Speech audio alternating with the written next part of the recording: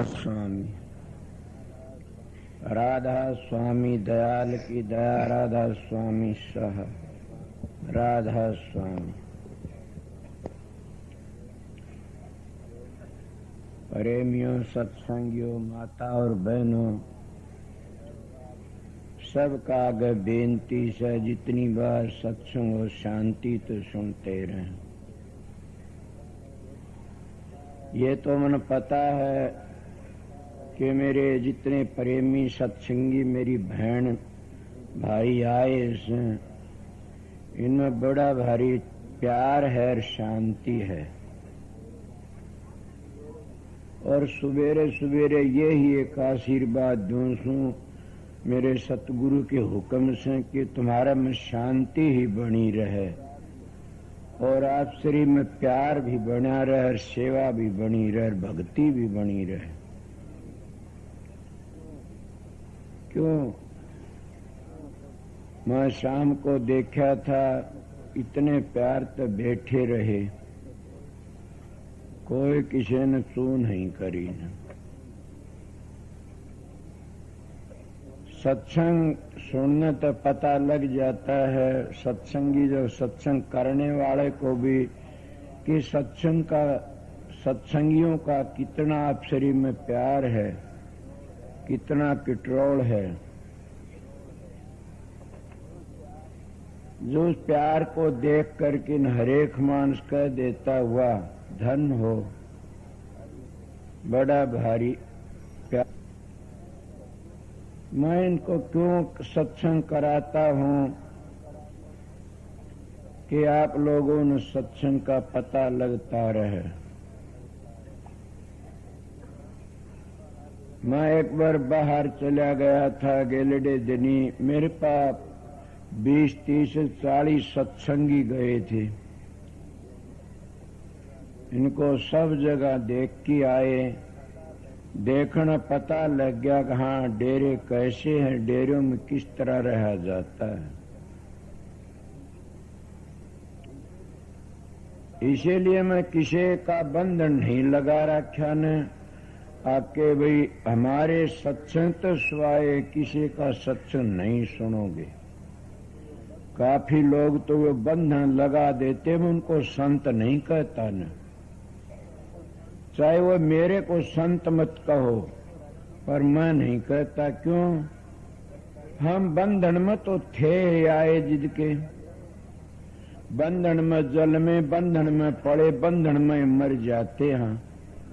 जब हम खुलन के जगह पर आते हैं वो और बंधन लगा देते हैं कि तो फलाने का सत्संग न सुनना, धकड़े का सत्संग न सुनना, तो और बेचारे गिर जाते हैं। संत बंधन तोड़ने के लिए आते, हाँ बंधन लगाते किस चीज का?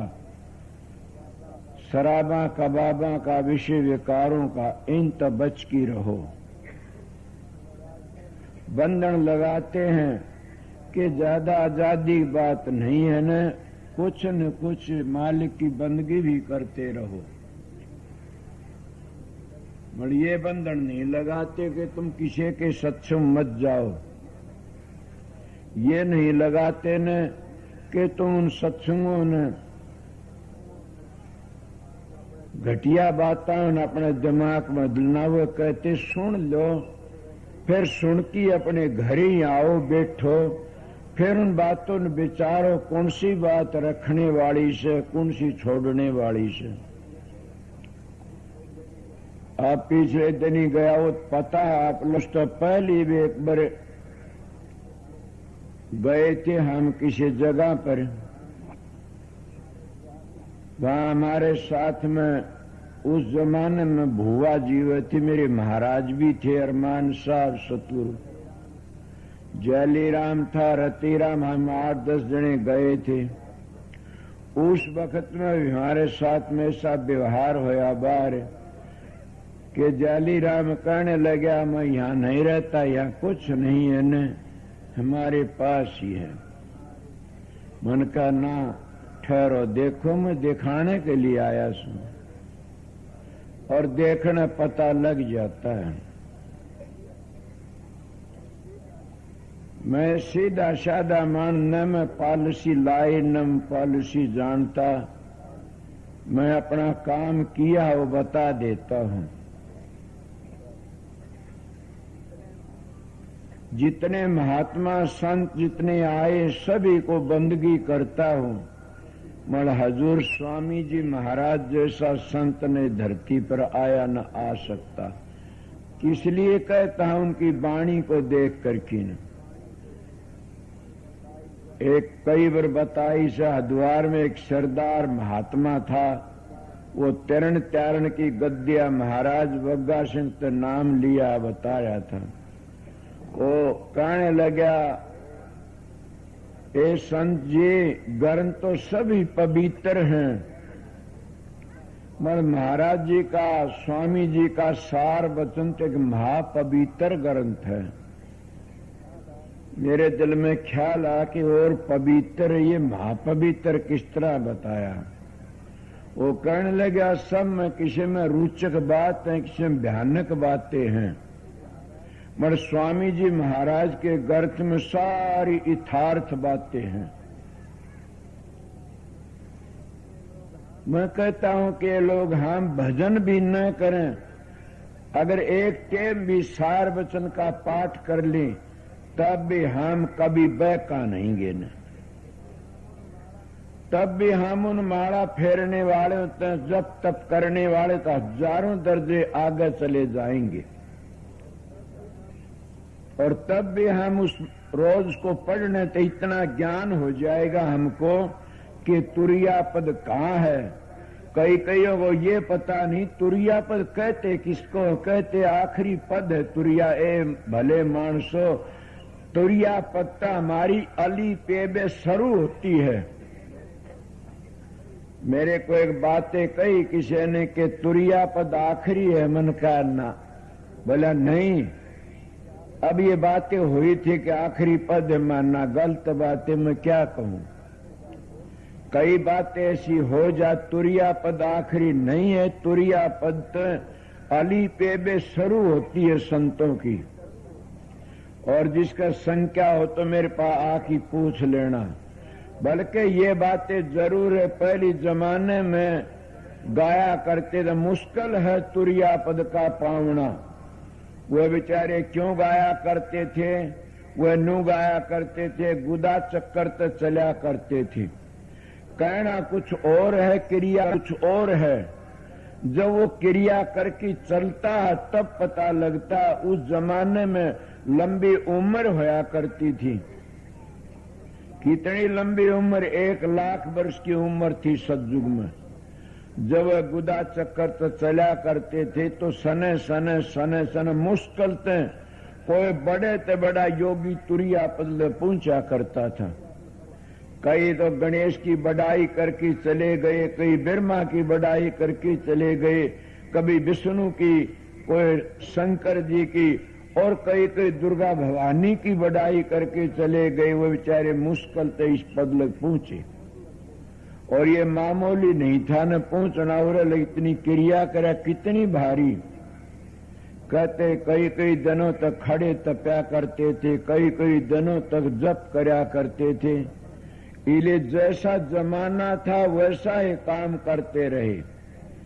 सतयुग में एक सती सत था, सतयुग में 1,00,000 वर्ष की उम्र थी, सतयुग में हाथी जैसे प्राण थे जीव में, और सतयुग में हाड़ में प्राण थे। इसीलिए सतयुग की महिमा बताई जाती है। मगर सतयुग बड़ा नहीं है न, तो सतयुग तो कलयुग बहुत बड़ा से। मैं संतों की बात कहता हूं आपका आगे। जब सतयुग चला गया उसमें क्या त्रेता युग आया, कहते उसमें तो तप था, बड़ा भारी तप करा करते थे लोग त्रेता युग में। और कितनी उम्र थी उस जमाने में कि वह नीचे तो चला करते थे। फिर क्या हुआ, उस जमाने में घोड़े जितनी ताकत थी जीव में, और प्राण क्या में मांस में प्राण थे। मांस रहता इतने काम करते रहा करते थे, मांस में प्राण थे। और क्या हुआ, 10,000 वर्ष की उम्र थी।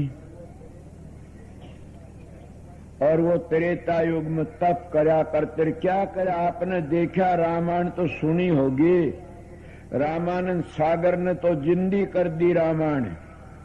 कितना अच्छा करा बताया, रोज पढ़ते रहते। कल भाई साहब एक बात कह रहे थे, बड़ी अच्छी थी। क्या?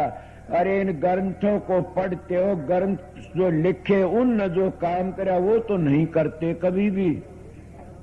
मैं भी यही बात कहता हूं कि हम संतों की वाणी तो बोल देते हैं, उन संतों ने जो मंजिलें तय करी, उन संतों ने जो काम किया, हम वो काम नहीं करते कभी भी। क्यों? हम बाच्य ज्ञानी बन करके अपना जीवन बर्बाद कर देते। कल मैं कोई बात कह रहा था, ऊपर बैठा था चाचा साधु राम भाई रतेरा, कई जने बैठे थे। मैंने कहा एक बात कह दो, आज वो कहो कि इस बाच्य ज्ञान तो अच्छा तो जहर खा के मर जाओ अच्छा से। सोचो मैं क्या कहता हूं, अगर मैं भी बाच्य ज्ञानी हूं तो मेरी बात भी ऐसे पकड़ लेना कि बाच्य ज्ञान तो अच्छा, इंसान जहर खा के मर जा तो फिर भी सतगुरु मिल जाएगा, तुम्हारी आस रह जाएगी। और बाच्य ज्ञान तो सतगुरु की मंजिलों की जड़ काट देता है और शब्द का सारा के तीतर बीतर कर देता। क्यों? बाच्य ज्ञानी क्या होता है? ग्रंथों की बातों लेकर की बाच्य ज्ञान कहता है। इले एक बात शब्द के ऊपर मेरी बात याद आ गई। संतों हमारी बात है गहरी, इन कड़ियों में कौन सी बात है गहरी? गीसा साहब बड़े अच्छे संत हुए से, मैं शब्दों की बातें ले ली, क्या और क्या नहीं। ये बातें जरूर है, कोई रुचिक है, कोई भयानक है। संतों की बात तो स्वामी जी आए थे, कुछ थे वह तो क्या हुआ? त्रेता उम्र के बना तब था, वो उसको शराब देता, वो उसको शराब देता। इस शराब में सारी जिंदगी गुजर गई उन लोगों की और शांति न मिली कभी भी। और फिर चलते चलते क्या द्वापर आ गया। और द्वापर में क्या बना?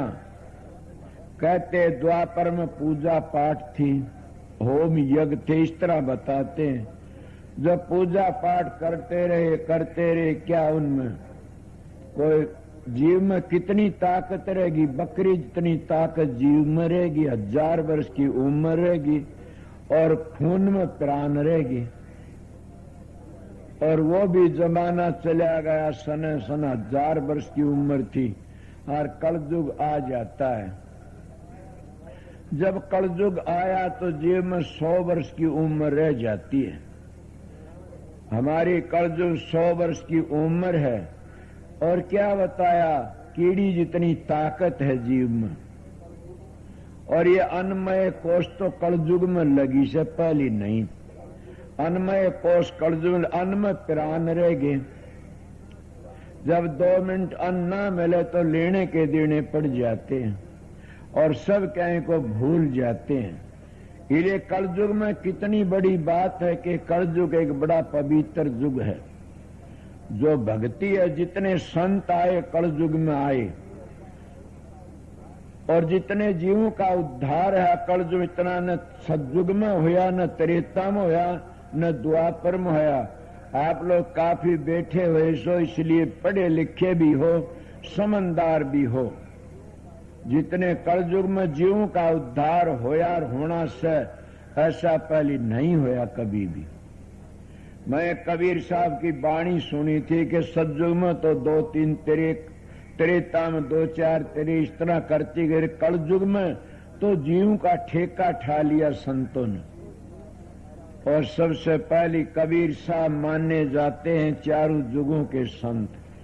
सभी कबीर की ओट ले ले चलते। ये बातें नहीं, स्वामी जी ने भी कहा से कि दादू पलटू कबीर मैं उनकी रिया में, मैं भी उनकी रिया में लाई। मैं भी रिया मिलाता, उन्हीं की सैन में सैन मिलाता हूं। क्यों? संत किसी का खंडन नहीं करते। मगर जब वाणी देखी जाती है तो स्वामी जी महाराज की वाणी जैसी वाणी कहीं भी कोई भी नहीं मिलेगी न। खुली सीधी स्पष्ट और फिर मंजिलों को तय करते गए। इसलिए मैं कहता हूं तुम कुछ भी न करो, तो एक काम कर लिया और हजारों माला फेरते, मेरी फेरी ही से माला फेरते और जब तब करते, और तुम 1 घंटे 2 मिनट 5 मिनट सार वचन का पाठ कर लो, नई नई बातें रोज की रोज आएंगी और कभी भी तुम बह को नहींगे, ये नहीं कहोगे न, मंजिलों को उल्ट सुल्ट नहीं मानोगे न, सीधी बातें करोगे और असली तुम्हारे समझ में आ जाएगा, करना तुम्हारा काम है। ये संत मत की बातों में ऐसा तत्व है, ऐसा रस है, ऐसा अमृत भरा पड़ा से कि हम उसका वर्णन कर नहीं सकते न। मैं तो मेरी बातें बताता हूँ, कितनी बड़ी बातें। जब कलयुग को हम गिरा जुग कहते हैं ना, कभी न कहना। मैं तो तुलसीदास की बातें कहता हूँ, कलयुग समय आन जुग नहीं, जो नर कर है विचार, नाम डोर कह भव तेरे जामन तुलसीदास। कि कलयुग वर्गा तो कोई टेम ही नहीं है ने। रामायण भी कहते कलयुग केवल नाम धारा, सुमर सुमर नर होगे पारा। कितनी बड़ी बातें कहते, कलयुग केवल नाम धारा, सुमर सुमर नर होगे पारा। कौन सा नाम? नाम तो मैं कल भी बताया होगा, जिन मंजिलों का नाम। ये नहीं कहा मैंने तुम तुरिया पद में बैठ जाओ, ये नहीं कहा मैं तुरिया तीत में बैठ जाओ, ये नहीं कहा हम तुम के 10वें द्वार में बैठ जाओ। संत तरतीब मजली मजली ले जाते हैं। संत कहते सचखंड आगे चलो, इस तरह नीचे नीचे कार है, कभी नहीं बच सकोगे न। आगे चलने की कोशिश करो। हिले में आपको क्या करे, फिर क्या कहते, कलयुग समय आन संत लियो अवतार। जो आया संत शरण में हो गया भवसागर से पार। ये जो संतों की शरण में आ जाता भवसागर तक पार हो जाता। ए सत्संगियों, ए प्रेमियों, सवेरे का टेम है न, मेरा महाराज मेरे को गुरु सतगुरु की ड्यूटी देगा, मैंने काम बता गया था और मेरे को ये कहा था अब सतगुरु बन के मत बैठना। जिन्हें ये पता लगा ये सतगुरु अपना काम काट जाएगा, तो सतगुरु मत बनना न। क्यों? कि अपना काम करना, मैं ड्यूटी दे के जाता हूं, अपना काम करते रहना। जिसने ये पता लगा ये सतगुरु है तो ठीक हो, अपना काम निकाल लेगा। जो ये सोचा हमारे जैसा, वो अपना काम दूसरी तरह निकाल लेगा। न गुरु बनने की जरूरत है, न कोई बड़ा बनने की जरूरत है, सेवक बन के रहना इस संसार में। और सेवक, कल बात हो रही थी कि महाराज फकीर चंद ये कहा दे, ये सत्संगी मेरे गुरु हैं। मैं ये तो कहा नहीं आज ले कभी तुम मेरे गुरु हो, पर ये मैं जरूर कह देता हूँ। सोचो क्या बात न, एक बार ये कान नू पकड़ लो चाहे नू पकड़ लो। मैं सीधे लफ्जों में कह देता हूँ कि मैं आप लोगों का सेवक हूँ। अब तो बात दूसरी नहीं, एक का बन गई। चाहे वाटर का हो, चाहे पानी का हो, चाहे जल का हो, बोली में फर्क है। इसीलिए सत्संगियों, संत महात्मा संसार में आते हैं, वो जीवन लेने के लिए आते हैं। वो मैं जब पार्टी बनाने के लिए नहीं आते न, वो सोसाइटी बनाने के लिए नहीं आते न, वो बंधन में बांधने के लिए नहीं आते न। और वह अपने प्यारे जीवों को जो चीज बताते हैं वह सप्र सीधी बता देते हैं। उनका तजर्बा होता उतना। मैंने कल एक सत्संग में कहा था कि मैं जब काफी लोग हम ध्यान में बैठते हो, तुम लोग सवेरे का टेम है, मैं सत्संग की बातें करता हूं, बैठो। अपने जब बैठने की जगह है उस जगह के में एक अपना इष्ट का फोटो रखो। जिसका मन नहीं टिकता हो तो 5-7 मिनट उसके मैंने देख के बैठ जाओ और उसमें अपना ऐसा साधन अभ्यास में नित्य नियम से बैठो। सवेरे अगर तुम कुरला करके नहा के 15 मिनट भी बैठ जाओगे, सारा दिन शांति रहेगी। क्यों? वृत्तियां एकाग्र रहती रात में। मगर कई लोग कोई कह देगा सबकी वृत्ति एकाग्र रहती, ये तो नहीं कहूंगा। क्यों? चोरों की वृत्ति एकाग्र नहीं रहती, जारों की वृत्ति एकाग्र नहीं रहती। वृत्ति उनकी एकाग्र रहती है जो परमात्मा के प्यारे हैं, जो परमात्मा की बंदगी करते हैं। उनकी वृत्ति भी एकाग्र रहती है, जो जन्म धंधा करते हैं और कोई भी लाग नहीं है, मस्ती तब न आराम से सोते हैं, उनकी वृत्ति एकाग्र रहती है। वो उठ करके न कुरला करके 15 मिनट भी अगर उस आसन पर बैठ जाएं तो कितनी बीमारी दूर हो जाएंगी। बार बार कहा जाए कि आसन ही ऐसा, इसमें हजारों बीमारियां दूर हो जाती हैं। इसको मुर्गा भी आसन कहते। मैं तीनों चारों युगों की बातें कही। क्या तुलसीदास की बातें आप लोगों ने गलत लगे? स्वामी जी भी यही कहते हैं। स्वामी तुलसीदास ने कही कलयुग केवल नाम धारा, सुमर सुमर नर होगे पर केवल, समझ गए तो केवल नाम धारा केवल। और क्या क्या वो परशुराम कह के जप के नाम लिया जिन सब किया सकल वेद का भेद, बिना नाम नरकी गए पढ़ते चारू वेद। फिर क्या कहा जप तप तीर्थ व्रत, ये सारा उर्ला व्यवहारा परशुराम जी, ये सारा उर्ला व्यवहार से। जप तप तीर्थ व्रत योग आचारा, ये सब उर्ला है व्यवहार से। असली तो सैनो नाम से। और स्वामी जी भी ये कहते हैं कि कलयुग कर्म धर्म नहीं कोई, तो नाम बिना उद्धार न हुई। कबीर साहब ने तो नाम के विषय में बड़ी ऊंची बातें कही। कहता है ना के नाम भजंती कन्या भली, साकट भलो न पूत, छेड़ी के गल गलथनी जा में दूध न मूत।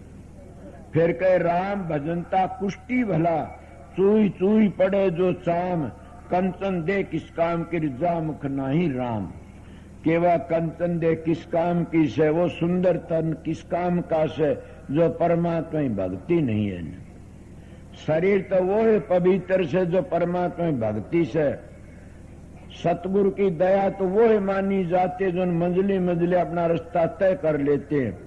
मन में आप लोगों को क्या बता रहा, इन छठे इन चक्रों में को जब चारों युगों की बातें बताई, चलते चलते उनकी क्रियाएं ऐसी थी, नीचे चला करते थे और वह बड़ी मुश्किल से तुरिया पद लगा करते थे। आज भी काफी लोग उस बात में फंसे बैठे हैं कि तुरिया पद तो एक आखिरी स्टेज है, वह उन लोगों के लिए आखिरी थी। आज हमारी संत मत की अली पे बे शुरू होती है तुरिया पद पे। इसीलिए आगे चलो जब पता लगे, जब चली कोई नहीं बाबू कोस भी थक जाती हूं। इसलिए मेरे महाराज जी एक मिसाल दिया कर, वो कभी नहीं गए कहीं भी। क्या करते क्या करूं, अपना काम करना से बैठे सा। बड़ी भारी दया थी और उन्हीं का प्रताप से बोलता और उन्हीं के प्रताप से आप लोगों से बात करता हूं। मेरे पास क्या है, मैं आप लोगों में ये बता देता हूं, मेरा सत्संग जिन्हें सुन लिया समझ करके ने वो बैक नहीं गा कहीं भी, ये मैं गारंटी करता हूं। क्यों नहीं बैक, वो असली समझ जाएगा। मैं कभी भी धोखे की बात क्यों, मैं अपना तजर्बा बताता हूं, अपनी बातें बताता हूं, जो मेरी बीती में दूसरे का तो एक सारा लेके चलता हूं, अपना काम बताता हूं कि भाई ऐसे ऐसे बनता है। जब तुम ध्यान में सवेरे बैठो, एक निशाना लेकर के नित्य नेम तो 15 मिनट भी बैठ लोगे, सारे दिन शांति रहेगी। इसको ध्यान कहते हैं। ये मन का 3 चीजें, सुमरण भजन, सुमरण ध्यान भजन। कई लोग तो इसको एक एक न्यारे न्यारे बना लेते हैं। एक प्रेमी आ बोला हम तो न्यारे न्यारे करते हैं। मैं क्यों बोला, होते न्यारे माना है तो तीनों इकट्ठे भी हो सकते हैं। वो कहना किस तरह हो सकते, मैं तू जमींदार है? बोला हाँ। मैं तेरी मिसाल दे तो नौकरी भी करीस तने? बोला हाँ मैंने करीस है। सत्संगियों में सत्संग कराता हूं आप लोगों को। मैंने कहा फिर तो तीनों चीज इकट्ठी हो सकती। ये जरूर कहूंगा कि जो सुमरण है तो ध्यान और भजन गायब है। जब ध्यान में चले जाते तो सुमरण गायब हो जाता है, भजन गायब है। जब तुम भजन में चले जाते तो सुमरण और ध्यान गायब होता है, सूक्ष्म रूप से ख्याल बना रहता है उनका, और वो भजन में तो तीनों चीजें इकट्ठी हो जाती है। आप फिर प्रश्न करोगे कोई न कोई आके जी तीनों चीज, हाँ जब आप सुमरण करते हो और सुमरण में लगे रहे तो ध्यान नहीं बना, बिरती सुमरण में आ जाती है। और जब ध्यान करते रहोगे तो फिर तुम बिरती ध्यान में टेक जाए, शब्द नहीं मिलेगा न सुमरण रहेगा, तो फिर भी बैठ जाओगे। देखो कितनी पेचदार बात है। जब शब्द में चले गए तो फिर दोनों से नीचे रह जाती है। पर मैं आप लोगों को कहता हूं, सत्संग बैठे हो यहाँ पर और कई कई ऐसी बारीक बातें हैं उनको तुम याद कर रहे सो मन में। मैं सत्संग कहीं गयोड़ा सो बाहर मुल्कों में, वो सारा इतनी बार में घूम आया, मैं सब जगह देख आया और आप तो सत्संग करता हूं। इसीलिए उस सूक्ष्म रूप से काम करते रहे, जैसे स्थूल शरीर से। स्थूल शरीर फिर क्या बनता, इस तो सूक्ष्म शरीर बनता। सूक्ष्म में तो कारण लग जाता, कारण में तो महाकारण लग जाता, और उसी महाकारण तो फिर लकड़ता क्या लग गया, स्थूल के महाकारण तो कारण बन गया, कारण तो सूक्ष्म बन गया, सूक्ष्म से स्थूल बन गया। इसी तरह चढ़ते उतरते रहते, जब हम उस ठिकाने पहुंच जाते हैं, वो एक ये कारण नहीं, महाकारण एक शब्द रह जाता। इसलिए मैं आपको क्या कह रहा हूं, कहने लगा जी समझे तीनों चीज किस तरह होती है। बोला भले मानस आप जमींदार हो, बोला हाँ। मां जब आप हल जोड़ते हो, बोला हाँ हाँ। जब हल का हत्था पकड़ते आपकी नजर कहाँ होती है, जब बीज छोड़ते बीज में होती है, या आपकी नजर बड़दों के हाल में सीधी होती है, या आपकी नजर फाड़ी में होती है, बताइए मैंने कि तीनों जगह कैसे हुई।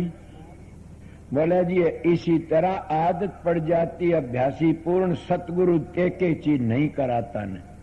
जब जमींदार की हाथ में बीज में निगाह रहती है, कदे बूठी गरड़ देसी न छुट जा, सने सने गिण गिण की छोड़ देगा, और फाड़ी जब माड़ी उच्चो होगी तो बड़दों ने फाड़ देगा।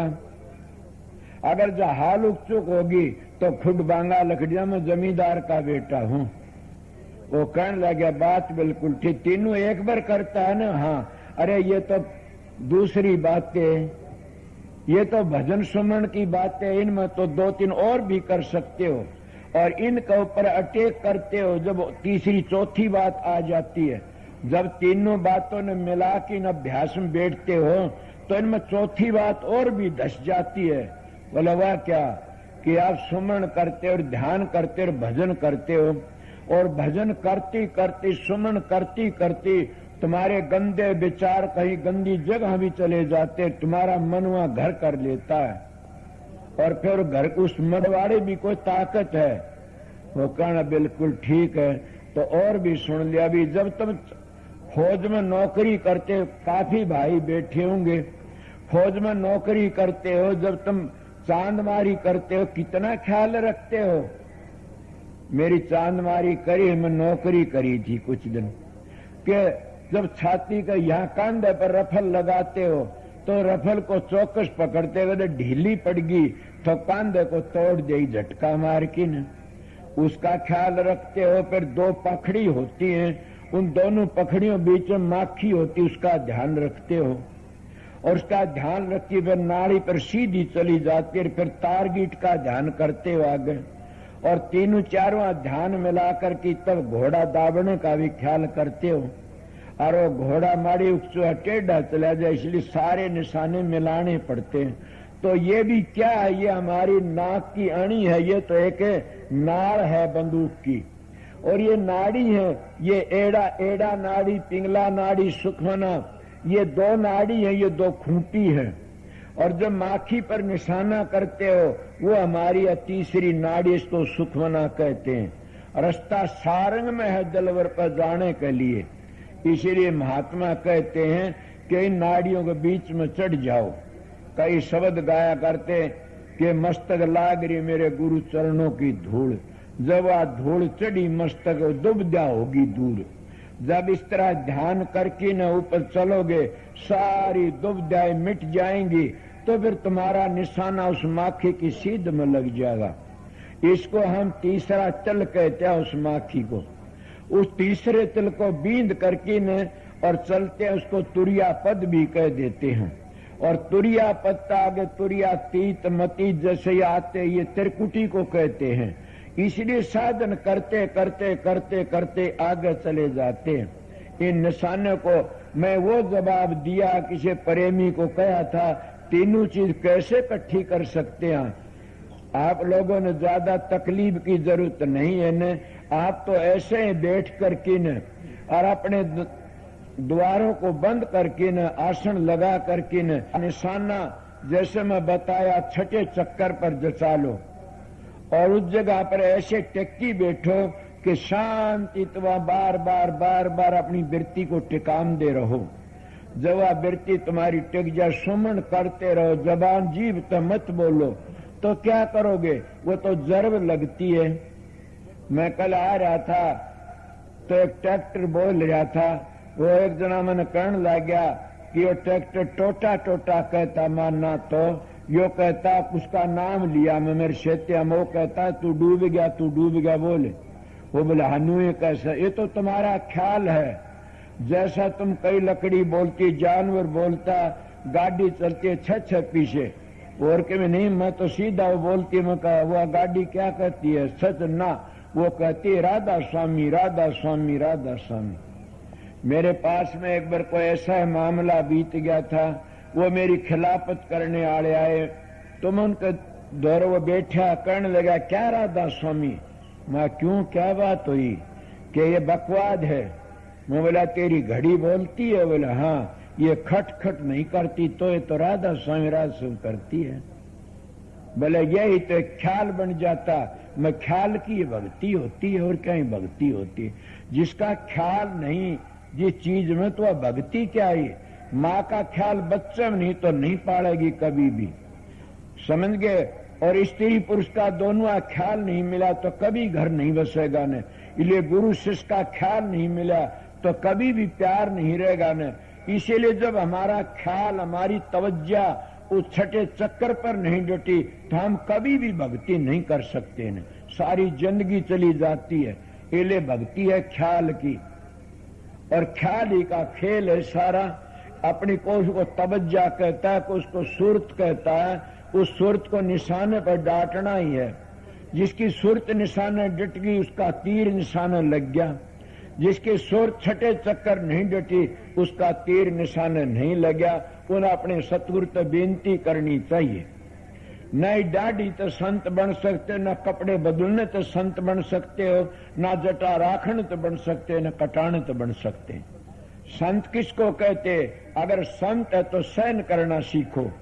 संत है तो फिर तुम क्या करो? सील में समा जाओ। और भी बातें सुनी होगी, यही मता है संत का, फिर रहना है कंत का। आप कितनी बात करते हो, फिर भी हम बार बार कहा जाता। मेरा प्रश्न चला आया था कि मंजिलों पर तुरिया पद का ऊपर, इसीलिए हम उस मंजिल को जिसको छठा चक्कर कहते हैं उस पर तो जब ध्यान करके आगे चलते हैं फिर आगे बढ़ते चले जाते। इसलिए मैं आप लोगों संसद दिया है कि हमारा पहली मंजिल, हमारा छठे चक्कर तुरिया कहते हैं, उस तो हमारी अली पेबे शुरू होती है। अगर उसी को कोई अनामी, उसी को कोई आखिरी पद मान लेगा तो वो भी गिर गया, साथी भी गिर जाएंगे, धोखा खा जाएंगे। वो तुरिया पद आखिरी मंजिल नहीं है न। तुरिया पद तो एक हमारा चलने का पहली मंजिल है। इससे आगे चलो, फिर आस्ता आस्ता इस तुरिया पद तो बल्कि पांचवी धुनी भी पूरी नहीं होती। 5 नाम देते हमारे भाई, वो 5 नाम जो पहला नाम दिया वो भी उस तुरिया पद नीचे शुरू होता है, और वहां का कोई जा पर नाम नहीं है न। इसलिए 5 धुनी कबीर ने कही, दादू ने कही, पलटन स्वामी जी ने कही। वो 5 धुनी है, वो 5 धुनी मंजिल है, वो 5 धुनी वो नाम है, वो 5 धुनी और 4 काल की है, और 5वीं धुनी सवा सतखंड की है। इसलिए ये बात करनी का मार्ग से, बातों का मार्ग नहीं है न, ये शांति का मार्ग से अपना अभ्यास करना। बड़ा अभ्यास में भी कई बातें हो जाए, मेरा काम करे अब जो बताता हूं कि कई बार ऐसी हालतें हो जा उसके में न हमने शब्द का बेरा है, न हमने प्रकाश का बेरा है, न हमने सुमन का बेरा है, तो समझो हमारा टाइम भी व्यर्था चला गया। कोई प्रश्न करिया करो, मैं मेरा तजर्बा बताता हूं कि उसका टाइम व्यर्था चला गया। क्यों कि क्या बात हुई? फिर उस समय क्लोरोफार्म की शीशी सूंघ आदि उसमें क्या फर्क हुआ? जिसको क्लोरोफार्म की शीशी सूंघ आदि उसको बेहोशी हो जाती है, न सुमन याद है, न कोई भजन याद है, न कोई प्रकाश है। इसी तरह हम समाधि लगा करके न बैठ जाते हैं, शरीर सुनना हो, न हम प्रकाश को देखते, न हमारा सुमरण है, न हम उस शब्द की धुनी को सुनते, तो फिर वो कैसा है बताइए? वो ऐसा है जैसे बेहोशी की दवाई दे की बेहोश कर दिया। दूसरी बात है, और बोलने वाला आ जाइए मैं उरे सुदन में। अब दूसरी क्या बात है, जब तुम सो जाते हो तुम्हारी आंख भी कहीं खुली रहती है, नाक भी खुली है, मुंह भी पाड़ लेते आड़ा सा, और सभी द्वार खुले हैं, मगर कोई भी आवाज नहीं सुनते आप लोग, और न किसी की बातें खुली आंखों न देखते। कभी ये बातें सोची नहीं कि अभ्यास इसको कहते हैं। इसमें क्या होया, सारी चीजें देखते खुली हैं, सारे द्वार, और फिर भी आप लोगों पता नहीं कौन चीज ठा ले गया, कौन बतलाता है, और क्या करना, समूह माखी बढ़ गई या छिपकली मूत गई, कितना भारी हमने पता है नहीं कहाँ गई वह बातें। ये भी एक बेहोशी है। वो उस वक्त न ध्यान है, उस वक्त न भजन है उस वक्त। फिर ऐसी अवस्था वह भजन में शामिल नहीं होती। मैं याद एक बात बताऊंगा महर्षि शंवरलाल महाराज की। इले वह किस तरह होती है, वो तो तवज्जा हट गई तो सारी चीज खुली पड़ी, तवज्जा का खेल था। और तवज्जा का बादशाह कहाँ है? जो सीधे लफ्जों में उस मन का जीव का बादशाह कहाँ है? जीव का बादशाह जागृत इन भावों के बीच में से, और सुपन में कंठ में आ जाता है, और ससोपति वो कहते हृदय में आ जाता है। इले संत कहते हैं, अरे भले मानसो नीचे ही उतर आए, ये ससोपति को भी छोड़ो और सुपन को। सुपन क्या न कहते, कंठ में एक हिता नाम की नाड़ी है, दादू जी की बातें सुनी थी मैं कभी उनकी। हिता नाम की नाड़ी, उसमें आन की जीव फंस जाता है, और उस वक्त में घबरा जाता, कितनी बातें याद होती है, देखी भी बिना देखी भी याद आ जाती है, उसको ससोपति कहते हैं। और जब जागृत में इस जगह पर बादशाह, हम जब नीचे तो उतर करके इस जगह तो हमारे जीव, उसको जीव को या सुरत को या आत्मा को या इसको चेतन शक्ति को नीचे ले आएंगे गुदा चक्कर तर, फिर ऊपर जा, कितनी भूल है हमारी। और इसको इसी जगह तो ऊपर को उठा लिया तो कितनी समझदारी। इसलिए संतों ने ये ऐसा मता, ऐसा युक्ति बताई कि सीधे अपने घर जाओ। कई भाई प्रश्न कर देते, क्या आप लोग इसी बताते हो पैड़ियां बिना चढ़ जाते? हाँ चढ़ जाते। क्यों? कि लपट में बैठ के चले जाते हैं। इले करनी का मार्ग बातों मार्ग नहीं। आप लोगों को ख्याल आया होगा आके आप तो उल्टी उल्टी बातें बता, मैं उल्टी एक भी नहीं बताई न। एक महाराज का, शंवरलाल महाराज की कोई कहानी थी। वो कहने लगा कि किसी वक्त में एक नट आ गया उसके तमाशा दिखाने वाला। वो कहने लगा राजा कि भाई तू सब तमाशे दिखाता है? बोला हाँ जी।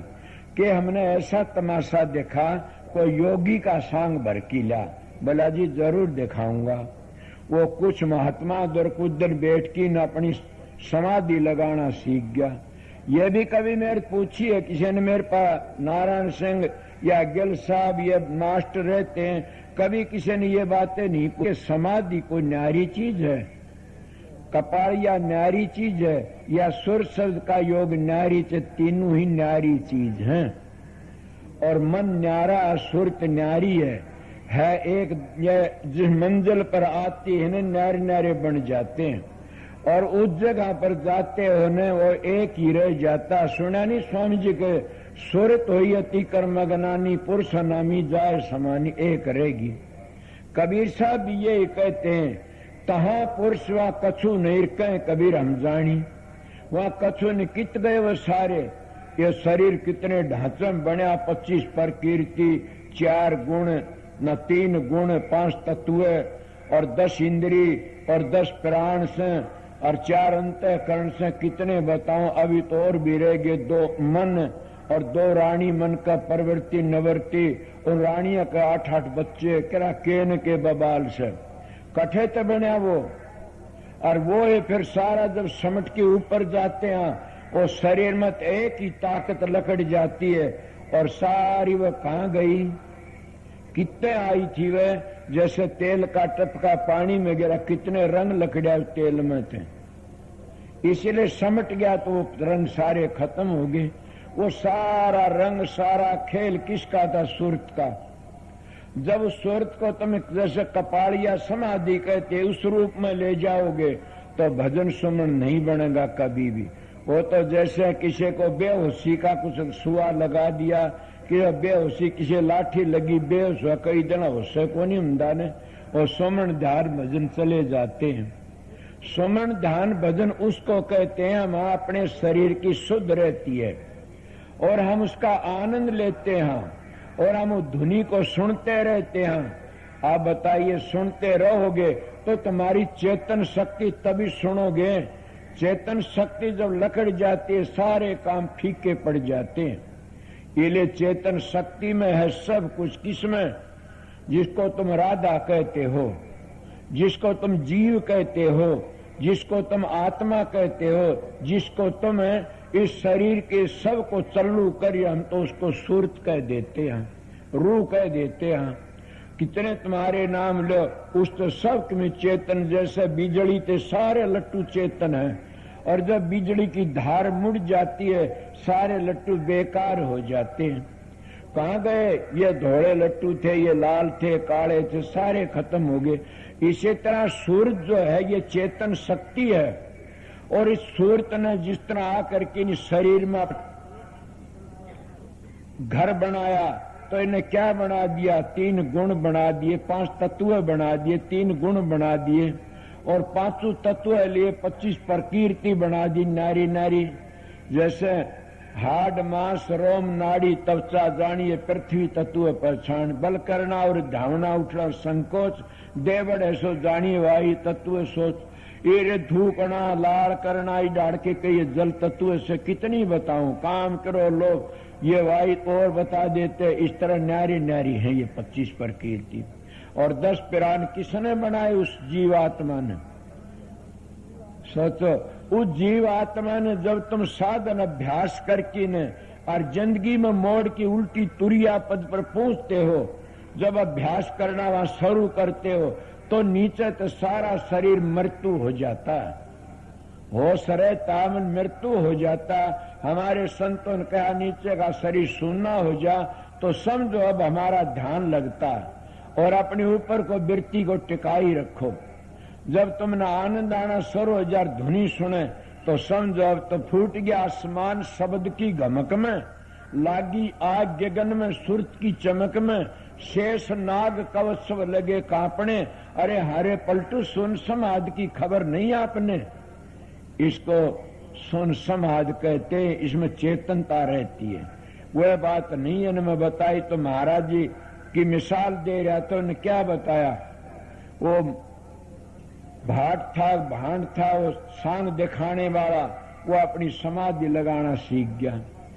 बोला, कहने लगा राजा क्या देगा? बोले 1 घोड़ा और 1 जोड़ा। वो घोड़े जोड़े की खातिर आन करके ने बोला ले राजा। अब समाधि लगा के बैठ गया। समाधि में आस्ते आस्ते चलना पड़ता, सांस का रोकना पड़ता। मैंने भगवान दे आचार्य उस महापुरुष से प्राणायाम सीखा, गायत्री सीखी, उसको सवेरे याद करता कि बहुत पवित्र आत्मा सब।